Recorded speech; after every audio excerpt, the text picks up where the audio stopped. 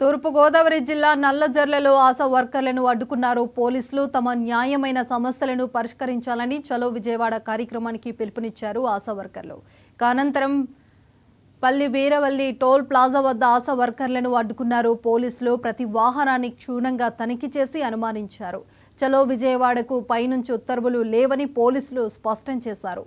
బస్సులలో, ప్రైవేట్ వాహనాలలో విజయవాడకు తరలి వెళ్లేందుకు ప్రయత్నించారు ఆశా వర్కర్లు.